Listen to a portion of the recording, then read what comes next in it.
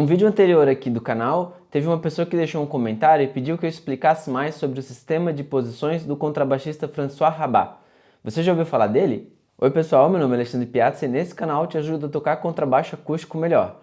Hoje a gente vai ver quem é o François Rabat, como funciona esse sistema de posições que ele pensou para o contrabaixo acústico e como a gente pode aplicar isso na nossa prática diária. O François Rabat, ele nasceu na Síria e depois, já jovem, ele se mudou para a França. Ele se desenvolveu muito com o contrabaixo e ele é considerado um virtuoso do instrumento e ele tem várias peças que ele escreve também, porque ele é compositor, ele escreveu várias peças para o contrabaixo acústico e também tem muita gente que escreve peças para ele tocar, como foi o caso do compositor e também contrabaixista, o Frank Proto, escreveu a Carmen Fantasy para ele tocar. Além de ele ser um virtuoso com contrabaixo e ser compositor, ele também escreveu um método de contrabaixo, que é a nova técnica do contrabaixo, assim que se chama esse método.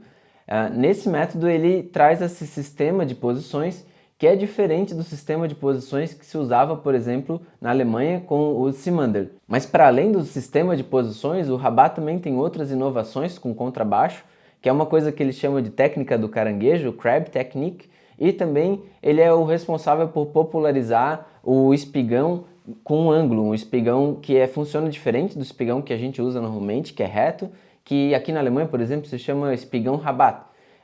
Eu posso fazer um outro vídeo falando só sobre as inovações do Rabat, se vocês quiserem, é só deixar um comentário, eu faço outro vídeo sobre ele. É importante, se você está assistindo esse vídeo aqui, entender o que é um sistema de posições no contrabaixo acústico. E sobre isso eu já fiz um vídeo, é só clicar nesse vídeo, entender o que é um sistema de posições e depois voltar aqui para entender o porquê que tem esse sistema do Rabat, qual é a diferença do sistema do Rabat. E agora sim, falando do sistema do Rabat, a ideia principal dele é tentar cobrir o instrumento inteiro, toda a distância aqui, toda a extensão das notas do contrabaixo, usando apenas 6 posições, e essas 6 posições são baseadas nos harmônicos naturais das cordas do contrabaixo. A primeira posição do Rabat também é a primeira posição do Simandl, que é usar as notas, o dedo 1 na nota Lá, na corda Sol. Então a gente tem Lá, Si bemol, ou Lá sustenido, e Si natural. É claro que a gente pode transpor isso, a gente deve transpor isso para as outras cordas, mas a gente vai focar agora, para entender o sistema geral, na corda Sol. A próxima posição é com o dedo 1 em cima da nota Dó. Então a gente tem as notas Dó, Dó sustenido e Ré, ou Dó, Ré bemol e Ré. Essa é a segunda posição. A terceira posição é com o dedo 1 em cima da nota Ré. Na nota Dó, aqui a gente tem um harmônico já, e na nota Ré a gente tem outro harmônico. E aí a gente tem aqui então Ré, Ré sustenido ou Mi bemol e Mi natural. Essa é a terceira posição. A quarta posição a gente já parte para o capotasto. Então a gente usa o polegar e tem aqui em cima da nota Sol, que também é um harmônico. Aí aqui pode ter várias variações entre os dedos. Normalmente, tom, tom, semitom, por exemplo, é uma delas. Então, e aqui eu toquei Sol, Lá, Si e Dó. A próxima posição, a quinta posição, o capotasto, o polegar, ele vai em cima do próximo harmônico, que é o harmônico Ré. E aí a gente também pode usar a mesma variação que a gente usou, tom, tom e semitom, e a gente tem Ré, Mi, Fá sustenido e Sol. E por fim, a sexta posição é a posição em que a gente tem o capotasto, o polegar, de novo em cima do próximo harmônico, que é o harmônico de Sol de novo. E aí eu vou fazer aqui o acorde, o arpejo de Sol 7, de Sol dominante. Dessa forma a gente cobre quase todas as notas. Aqui, claro, você vai ter que contrair ou expandir os teus dedos, esticar e diminuir eles para conseguir pegar essas notas que estão aqui no meio. Mas se você percebeu, faltam algumas notas aqui. Nessa região faltam algumas notas e aqui falta também algumas notas, falta uma nota. A gente já vai falar sobre isso. Para compreender toda a extensão do instrumento, o Rabat também fala de semiposições ou meias posições, que é quando ele avança ou ele volta um semitom para conseguir alcançar essas notas que estão faltando, principalmente essas notas dessa parte e dessa parte. Ou quando ele tem notas intermediárias entre posições. Porque uma coisa tem que ficar claro, que o Rabat não pensa essas posições como posições fixas, Não significa que ele nunca vai mexer a mão dele ou que ele só vai mexer a mão entre essas posições. Na verdade, essa forma de pensar é para você conseguir mapear o braço do instrumento e depois conseguir caminhar livremente entre essas posições. E para fazer isso, ele usa uma técnica. O Rabat é muito conhecido por usar bastante essa técnica que se chama pivô, que é quando você deixa o teu polegar parado aqui num ponto específico, mas gira a mão e consegue abranger uma maior distância com as notas aqui na frente, no espelho do instrumento. Ou seja, o teu polegar fica parado, mas a rotação da tua mão te ajuda a expandir essas notas, conseguir chegar em notas que você normalmente não chegaria.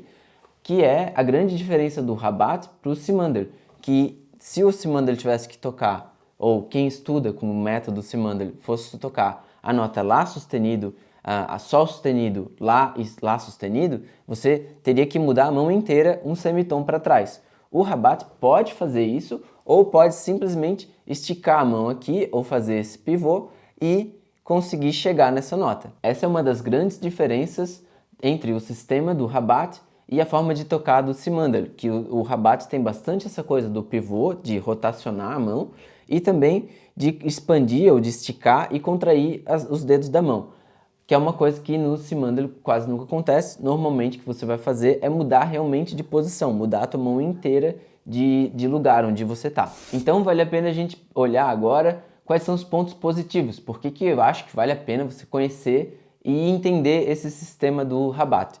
O primeiro é que usando o pivô, usando essa expansão dos dedos ou rotação da mão, você consegue coisas rápidas, tocar coisas rápidas com movimentos menores. Já que você não tem que mexer a mão inteira, você tem um ponto que fica fixo, você consegue fazer coisas mais rápidas. Por exemplo, aquela escala que todo mundo que toca baixo elétrico conhece, que é 2, 4, 1, 2, 4, 1, 3, 4. Usando esses dedos aqui, eu vou tocar na nota Mi, e que a gente chama no baixo acústico, pode chamar de dedilhado universal, porque funciona para todas as escalas. Isso funciona muito bem quando você tem a mão parada e você usa essa rotação para conseguir alcançar elas, porque com o Simandl você teria que mudar a mão de lugar. É claro que aqui no baixo acústico, em vez de usar o dedo 3, eu vou usar o dedo 2, por causa que é o sistema que eu uso também, usando o dedo 2.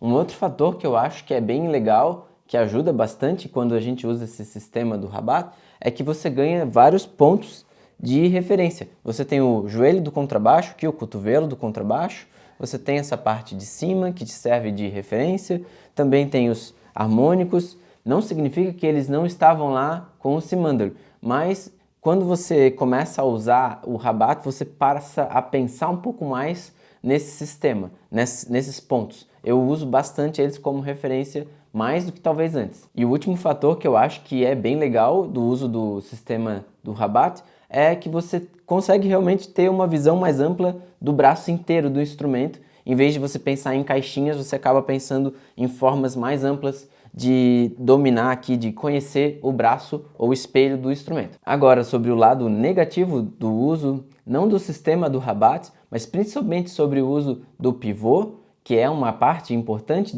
da técnica do Rabat, é que eu acho que ele é um pouco difícil para quem está começando. Inclusive, eu sugiro que você evite, se você está começando a tocar contrabaixo, evite fazer o pivô e tente realmente mudar de posição. Pode ser mais difícil, mas você vai conseguir controlar melhor a tua afinação. Porque se você está começando a aprender contrabaixo agora, a afinação do instrumento sem trastes ela é mais complicada, ela é um pouco mais difícil, então você precisa estar concentrado em conseguir controlar isso. E quando você mexe a mão de lugar desse jeito, você rotaciona, você quebra a forma da mão, que é essa forma aqui. Quando você rotaciona como eu fiz para tocar a escala, você acaba que estica, diminui, você fica mudando ela muito rápido. Eu acho que não ajuda tanto, vale a pena você realmente treinar, mover a mão dessa forma, assim, mexendo cada posição, do que você esticar e diminuir. Talvez deixe um pouco para mais tarde aprender isso. Existem métodos hoje em dia que já se baseiam totalmente nessa forma do Rabat de escrever as notas, né, desse sistema de posições do Rabat, que é, por exemplo, talvez o mais famoso deles seja o do George Vance. E, além disso, o Suzuki também, o método Suzuki também usa esse sistema do rabatte. Você pode perceber isso na forma que eles anotam qual posição você está. Isso é uma coisa que já para quem vai tocar, aprendeu de uma, usando por exemplo o Simandry, e agora pega as peças do Suzuki, por exemplo, ou do Vance para ler, você tem que saber que as posições ali estão anotadas de um jeito diferente do que do Simandry. E é isso, pessoal. Esse é um resumão de como funciona o sistema do rabatte. Eu acho muito legal que a audiência aqui do canal deu a ideia de fazer, uma pessoa deu a ideia de fazer esse vídeo, esse tema. Eu fico muito feliz de poder ajudar. E se vocês estão aí assistindo, quiserem que eu faça vídeo sobre outras coisas, é só deixar um comentário aqui e eu faço um vídeo para você poder estudar isso no contrabaixo acústico. E agora, falando de estudar contrabaixo acústico, se você quer aprender contrabaixo acústico sem sair de casa, eu estou abrindo vagas para aulas online. Se você quer mais informações, é só escrever um e-mail para alexandrepiazzacontrabaixista@gmail.com. Se você gostou desse vídeo, não se esqueça de clicar em curtir e de compartilhar ele com alguém. Você também pode se inscrever aqui no canal e ativar o sininho. Assim, sempre que eu postar vídeos novos, o YouTube vai te avisar. Quer aprender a tocar contrabaixo acústico? Eu fiz uma playlist, Fundamentos do Contrabaixo Acústico. É só clicar na playlist e começar a aprender. Valeu, pessoal, e bons estudos!